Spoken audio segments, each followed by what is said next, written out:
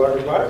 All right, I'm going to key in on a couple of Alfred Terreri's music, some of his thinking, his theory about life and music, and his philosophy of playing. I happen to be the youngest of his three sons, all musicians. This is a picture of us back at his induction ceremony at the Drum Corps Hall of Fame in 1997. So I'm going to key in on a piece of music he wrote in 1956, the traditional compact. So I chose this piece because it kind of has a lot of his theories about playing, about music in general, and rudimental drumming. So I don't have a whole lot of time, so I'm going to power through this. The piece is in 4 sections, A, B, C, D. I'm going to just walk through this pretty quickly. There's a couple of, basically it goes to its name, compound. So he has some flat taps and compounds then, and has a couple of variations, as you'll hear in this first section. I'll just play it once through. It's a lot different playing on this drum. Okay.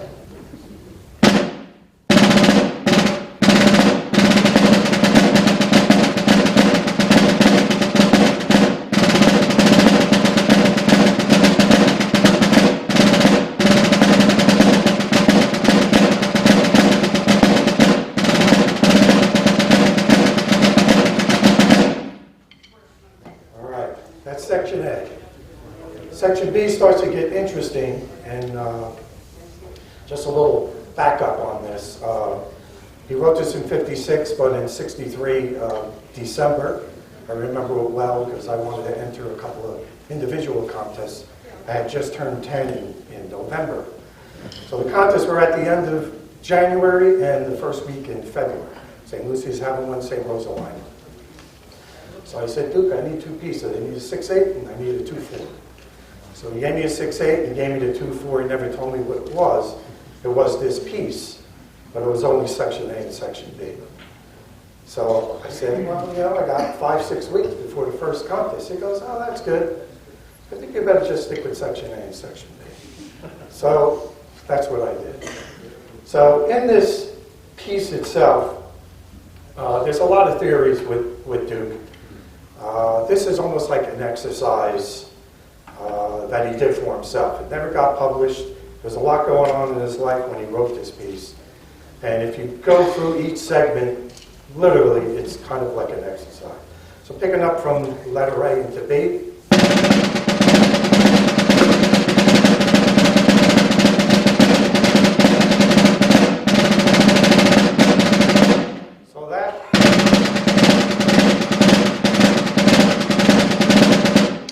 Really an exercise there, follow right into the next one.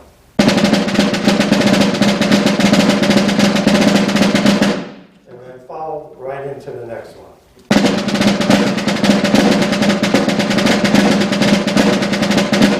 And then he finishes with some fiddles and doubles. So if you play the piece,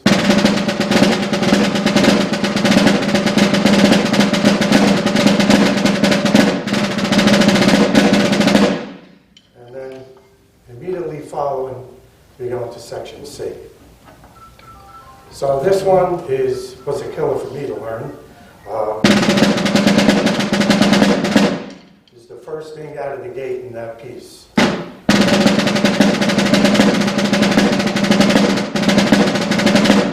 And that's common stuff now, but this is 1956. Followed by double strokes in the form of triplets, with the accent on them. So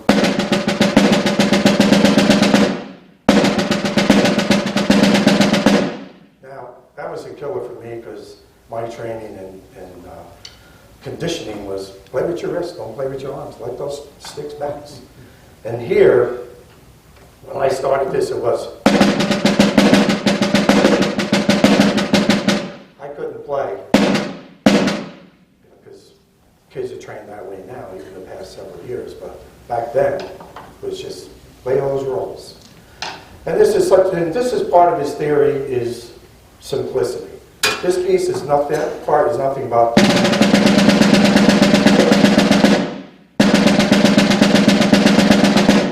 right? But yet he has a little flavor to it, which is part of his thinking was make things simple, throw something in there for the musician to make them work a little bit. So it's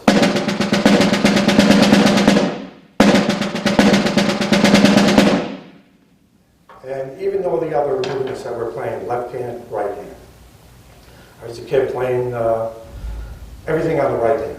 Duke goes, why are you always playing on the right hand? It's easier. He goes, no.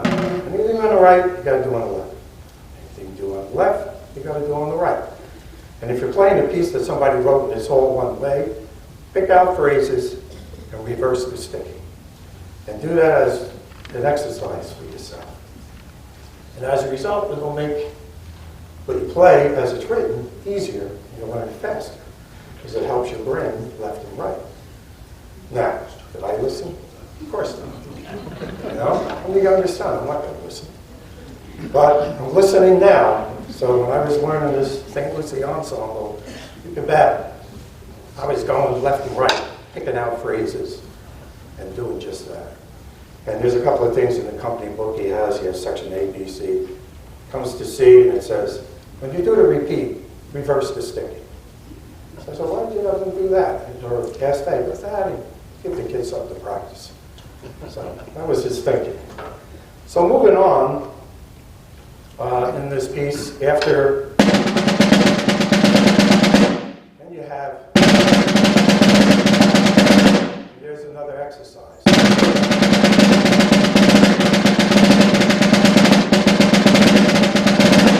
Followed by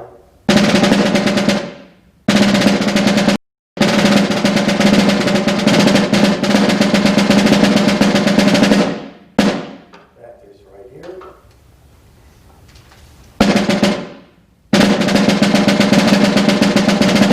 And what he does there is takes a triplet against a 4 and he uses the triplets as double strokes, the 4 as single strokes.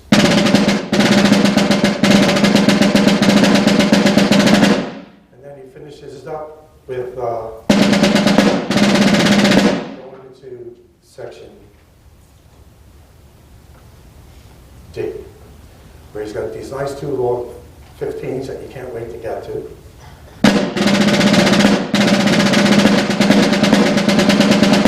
then he's right back to the exercise, followed by 5s into triplets. He's doing triplets 3 ways in this piece. And here is where he pulls that. And the tendency sometimes is to rush through that. But that's not what it's written. It's written as a triplet. And then it repeats. So, and it ends with a 6.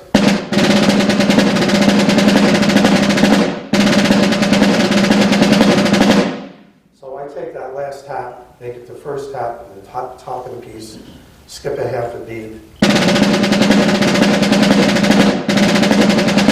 I repeat the A section to do a complete turn. So that's the traditional compound. I'm going to play through it and just give you an idea of what was going on with this and in his life. In 50-55, he was teaching, playing with the Mighty St. Joe's. He was teaching St. Lucie's up until 61. 56-57, he's in Gabarina Skyliners, right? He's playing with the symphonic band to keep his buzz roll chops going, playing symphonics, brass woodwinds and percussion. He's playing with a combo group, doing weddings and stuff. He's involved in this church in St. Lucie School, and they're putting on plays. He's grabbing musicians, writing music based on what his musicians were, and so conducted the pit band for these plays. He's raising 3 kids, he's got a full-time job, and he's a caregiver to his wife, my mother. So, in the middle of all that, he finds this little space to write a piece for himself, a traditional compound. And here it is, Alfred Duke Terreri, traditional compound, in 1956. Now, to get rid of my nerves, I'll be able to play through.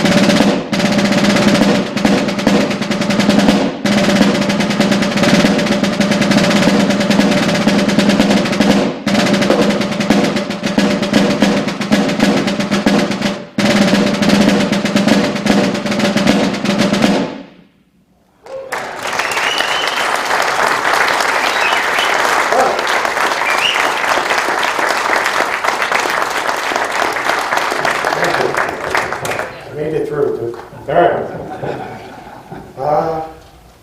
Army 2-4. Now, obviously, Duke is not Bruce and Emmett, but there is a little theory to this. Duke was a classically trained musician. People only know him as a rudimental drummer. But here he is playing a mandolin, right? Then he composed a lot of fife music. Here's the mandolin. His youngest son, Tom, I don't know who that guy is, but doesn't look like me. Right? I was playing guitar, he was playing mandolin. We were playing all the time. I didn't engage, I played in the 60s and 70s, 80s, the last 20 years of his life, I didn't really play rudimental drumming with him. But we were always playing classical music. That's Art Klimowitz, Billy's dad, playing violin or viola. So, and there's Duke and my sister-in-law on piano. So, Duke had this classical training. So, how do you incorporate classics into rudimental drumming? How do you get that feel? How do you get that Haydn and Mozart temperament? Now, a lot of, I played with orchestras and stuff, and the conductors would be conducting. I'm going to sing now. You take a conductor piece,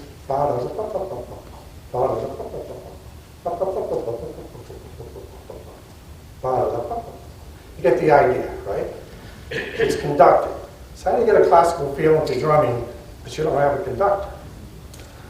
Well, you could play to the beat, and you're always going to play to the beat, or you can play to a rhythm. And Duke played to the beat plenty of times, and as the drum lines grew bigger, he did that. But there are certain pieces he didn't want to play to a beat, he wanted to play to a rhythm. So what does that sound like, playing to a rhythm and playing to a beat? Let's do the Army 2-4, right?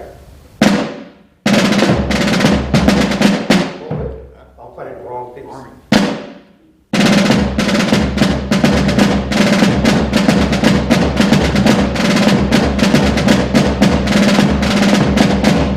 All right, let's squarely to a beat. Let's play to a rhythm.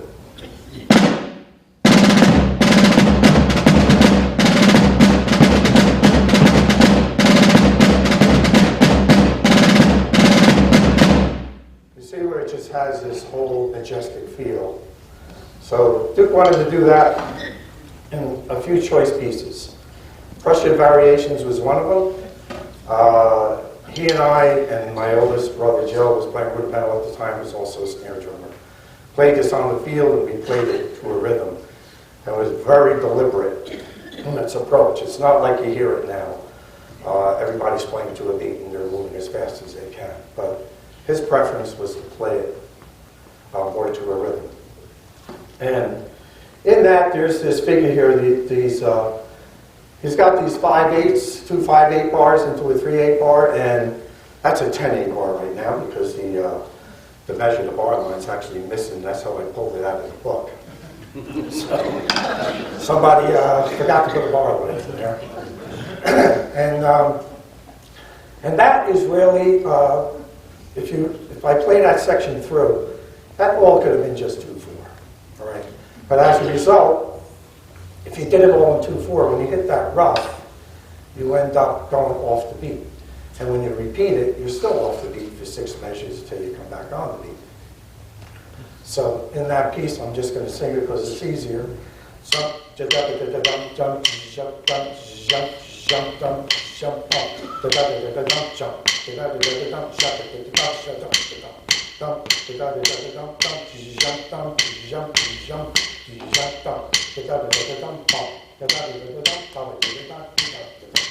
so there's 8 measures of upbeat. In drum and bugle in St. Lucy's, which John Flowers was teaching us, the most we ever did was 1.5, 2 bars of upbeat.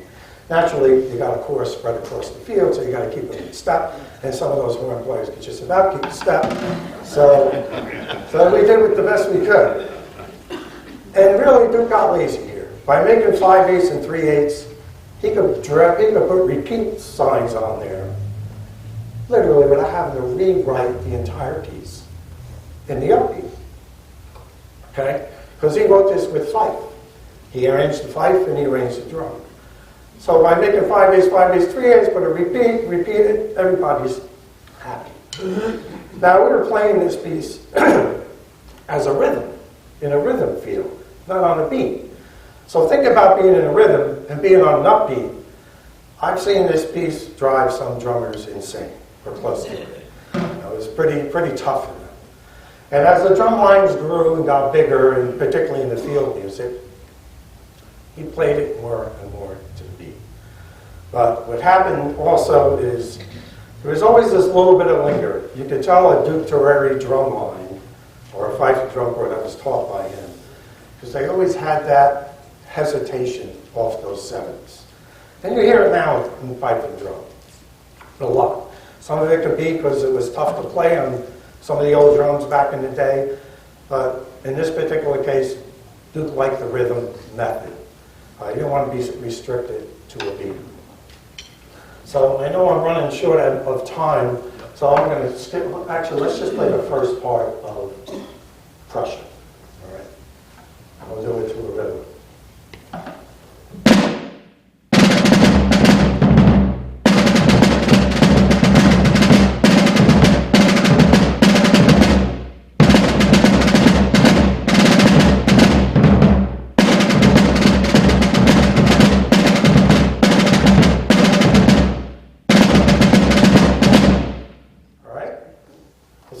More than just straight beat. And when I was playing the traditional compound a few minutes ago, I had no choice. I went right into a delayed roll, right at the outset. I suffer with the CDC calls DTRMS. And if you look on the site, you'll find it, DTRMS, Duke Terreri Rhythm Method Syndrome. It's there. If you do find it, please let me know. I want to see it myself. All right, so we're going to play. The other part of Duke was left hand, right hand, make things easier, make things sound easier, but not necessarily easier for the drummer to play. And it was written throughout his music. Johnny Come Marching Home. Right? Easy as pie. He's got to do a compound flam tap. Right? A novice listener or just an audience wouldn't pick up the differences. But we got to play this stuff. We pick up the differences. And also we can incorporate a couple of classical music bites into his music. Same thing, Johnny Comes Marching Home.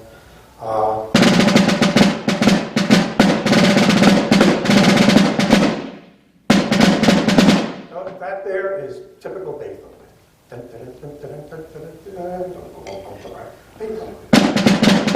When he was teaching me the 6/8 I needed to do for that individual contest, basically he goes, think Beethoven.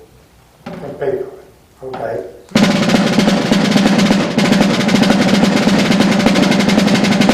Here's Beethoven. So I thought Beethoven, I was able to get it right away. So now, Granny with your dog bite is a very simple piece, but very musical. And just like Prussia, the lead instrument in Prussia is not the fife, it's the drum. The drum has a melody. The fifes are just doubling the melody. Right? This piece here is Granny with your dog. I wrote it in the, I would say 1996 is the date I have on there. And it's a very simple piece, very musical, and enjoyable to play. Every time you play it, you really enjoy it. So here it is. Let me just do one thing, and then we'll play it together.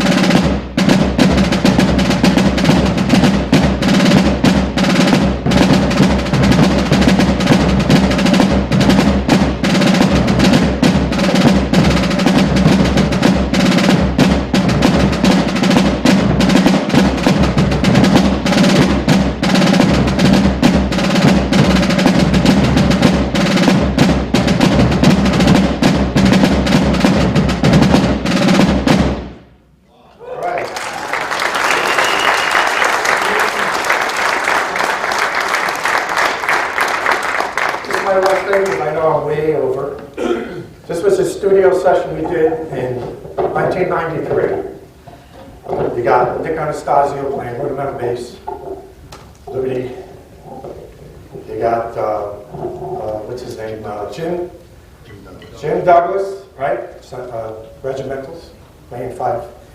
And you got Duke playing drums. These three guys I thought were the best, even though they're 75 years old and older. And that's it. Thank you very much. I hope you enjoyed that. Sorry.